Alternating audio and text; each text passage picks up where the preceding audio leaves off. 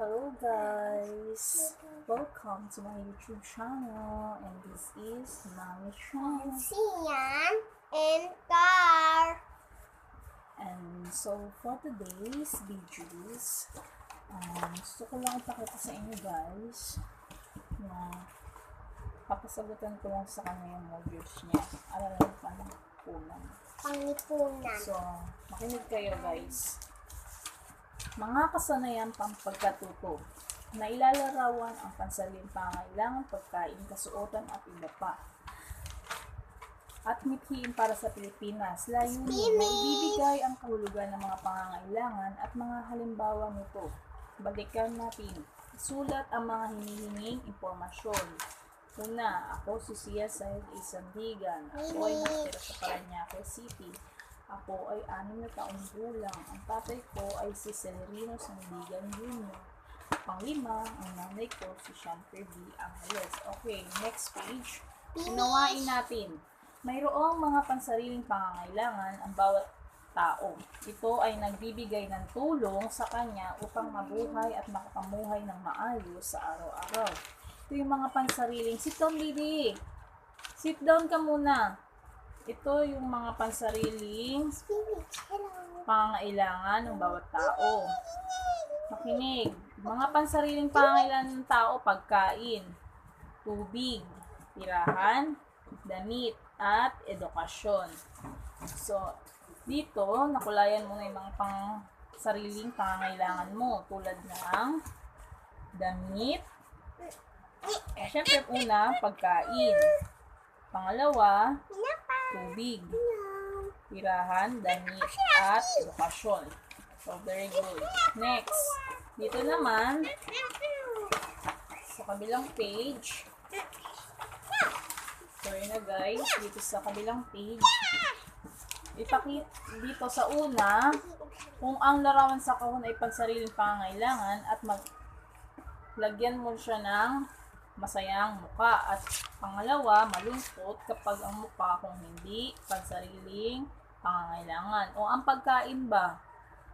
Pangangailangan ba yan ng pangunahing pangangailangan ba yan ng tao o hindi? O masaya, malungkot? Masaya po. Pangalawa, ang edukasyon, pansariling pangangailangan ba ng tao o hindi? Masaya po. Pansariling pangangailangan ng tao o hindi? Masasarili ng tao. Pansariling pangangailangan ng tao. Kaya, happy face, masaya. Dito, pangatlo, bahay. Yung bahay ba kailangan ng tao? Opo. Masaya, Bakit malungkot? na gusto? Masaya. Masaya. Pang-apat, yung damit. Masaya. Kailangan din to ng tao. At saka yung, itong snacks. Malungkot. Kailangan ba to ng tao? Hindi po. Pansariling pangangailangan ng tao? Hindi. Siyempre, parang mga luho mo na lang kasi yan kung ganyan. So, malungkot. Dito, pilugan ng larawan sa kahon na tinutukoy sa pangusap ayon sa pansariling pangangailangan ng isang bata. Ito ay pangunahing kailangan ng isang bata upang lumusog. Kailangan ito sa umaga at sa hapon at sa gabi. Ano yun? Pagkain, inumin, o gripo, o edukasyon. Edukasyon and pagkain. Mali. Pagkain at tubig. Yun lang. O, pangalawa, kailangan mong maligo bago pumasok sa eskwelahan. Ano yung gagamitin mo? PB, tricycle, o tubig? Siyan. Ano yung kailangan mo dito bago pumasok sa eskwelahan? Anong gagamitin mo pag naliligo ka? Tubig. Next. Ito ay sinusuot upang protection sa init, lamig, at sakit. Ano ito? Ano ito? Damit. Kailangan sa pagbabasa at pagsagot ng pagsasanay sa paaralan. Ano kaya ito? Libro. At saka? Lapis. Very good. Panglima. Ito ay lugar kung saan ka umuwi at nagbibigay protection laban sa init ng araw at buhos ng ulan. Ano yun? Bahay. Very good. Okay, dito, likhain natin. Pagkulay ng sining o Painting. Kulayan ng mga pansariling pangangailangan ng isang bata tulad ng Pagkain. very good. At Bahay. tirahan, Tirahan. And tubig. inumin, At mga damit. at edukasyon. Bakasyon. So, yun guys. Ito po yung nagawa niya. Kulayan niya po ng maayos.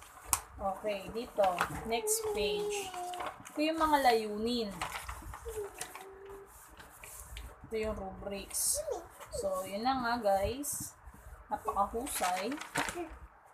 Okay, dito na tayo sa tayain natin. Lagyan ng check kung tamang pangungusap at X kung mali. Una, ang bawat bata ay kailangan kumain. Tama, mali? Tama. Okay, good. Ay, mali pala. Ang bawat bata ay kailangan kumain ng masustansyang pagkain tulad ng gulay at prutas. Tama, mali? Tama po. Pangalawa, ang bawat bata ay pagkatapos maligo dapat magsuot ng malinis na damit. Ang batang tulad mo. Tama, mali? Tama po. Pangatlo, ang bawat bata ay kailangan kumain ng sitsirya. Bali po. Ang bawat batang tulad mo ay kailangan mag-aral upang matutong bumasa, sumulat at umunawa. Tama po. Ang bawat bata ay kailangan ng tirahan sa kanyang mauwian at magbibigay proteksyon sa init ng araw at buhos ng ulan. Tama, mali? Tama po. Alright. So, yun lang guys for today. Sa aming panlipunan, tapos na po ako sa kanya. So, dito na ako kay Carl. Si Bunso ang naman tuturo ni Mama. Dito nga, baby. Ma'am siya. Game. Ay po, Ma. Mga guys, Alright guys. subscribe to bell. Okay. So, dito muna tayo mag-start. Ito po yung kanya. Kindergarten. Kinig ka dito, ha?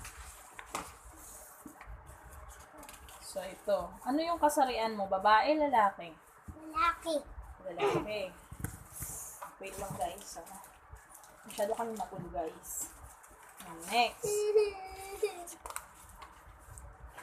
Papunta ako sa bahay paaralan. So, i-trace mo yan from here. Then. Hi guys. Next, ang aking damdamin. Dito, makikita mo yung mga iba't ibang emosyon tulad ng takot, tuwa, lungkot, at galit. Alright, guys. Dito na. Carl. Ngayon po, nagsasagot kami So, yun ng na mga guys. modules. Papakita ko sa inyo kung paano niya sagutan yung kanyang modules. Bilang isang kinder, at bilang isang nanay. Yes! Kakaloka din po pala talaga. Alright, guys. Dito na tayo. Tamang damdamin. Kung ikaw, kung ngayon ay iyong kaarawan, ano ang mararamdaman mo? Oh my God, hindi pa nga ako kapag natatapos sa tanong ko, sagot agad. Oh, good job, baby. Dito naman, sa pangalawa, anong mararamdaman mo kapag sinisigawan pa? Matatakot o Nalulungkot. sinisigawan ka? Nalulungkot. Ay, sinisigawan ba yan o inaaway? Inaaway. Siyempre, malulungkot. Pangalawa, pag ikaw ay may sakit, anong mararamdaman mo? Natatakot. Malulungkot din, siyempre. Diba? So, yun na nga. Ito yung mga bagay na magkapareho. Notebook. Yan, very good. Ito, dito naman, towel. Dito, comb. Dito, t-shirt. So, yun, very good. Anong hugis yung makikita mo dito? Circle. Square. Rectangle. Rectangle, tama, very good. Okay, dito. Triangle. Very good. Ikaw talaga Anong nagmamali. letter yung makikita mo dito? Anong letter? Letter A. A. Next. Okay. Dito tayo sa next page. Anong letter makikita mo dito? E. E. Okay, very good. Dito naman, Yung mga, Hindi ko pa oo. na-trace to. very good. Yung A-E, na-trace ko na. Tama. O, dito naman. Hindi ko pa na Anong makikita mo dito sa larawan? Ilong, mata, dila, kamay, paa. Okay, very good. Dito, anong mapapansin mo? Anong ginagawa nila sa larawan na to? Sasayaw. Dito. Susulat. Sige, wag mo siyang turuan. Nakikita ka nila doon, no?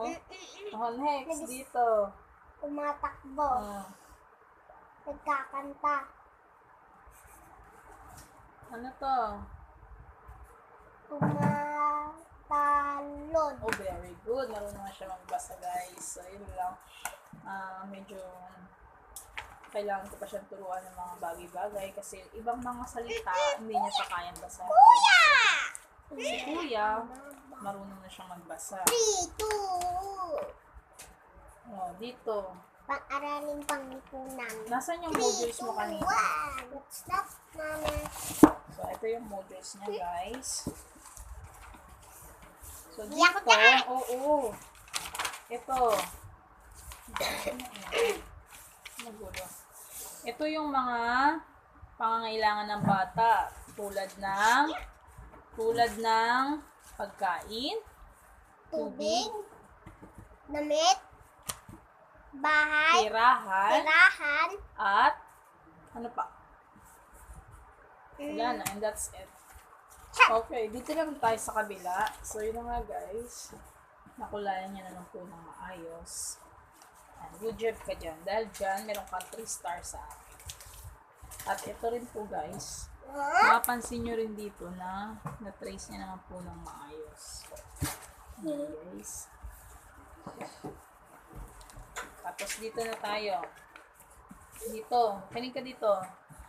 Ako ay nakasusunod sa mga itinakdang tuntunin at gawain sa bahay. Ito yung mga nasusunod niya at kaya niyang gawin dito sa bahay tulad ng pagtutupi ng higaan, pagligpit ng mga laruan, at pagtupi ng damit, pagwawalis. So, yun lang, guys.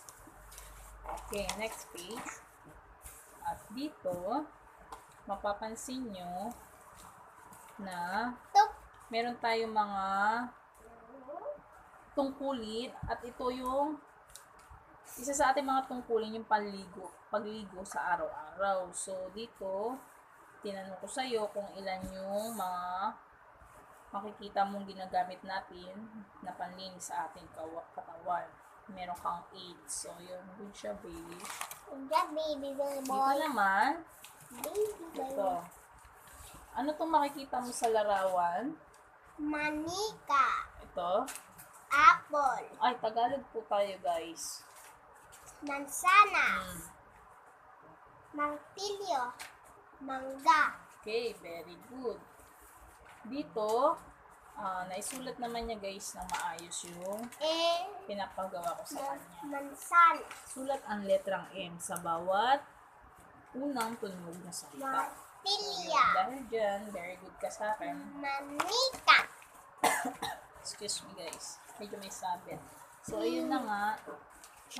Kulayan naman niya ng maayos. At dito, pinahon niya yung mga larawan na nagsisimula sa letrang M. At dito, kinulayan niya naman ng pulang payola. At isa rin dito, sa mga tanong ko, hanapin niya yung at kulayan ng pula yung mga bilog na may letrang M. So, nakabuo rin siya ng M. Very good. So, yun lang, guys. Dahil ito, for Friday. Friday pa niya tatalakayin. Tomorrow. So, yun lang, guys. So, yun lang, guys. Come here. Come here. So, yun lang po, guys. For today videos. Sana po nagustuhan niyo. Don't forget to subscribe and share. Bye. See you Like, tomorrow. Monkey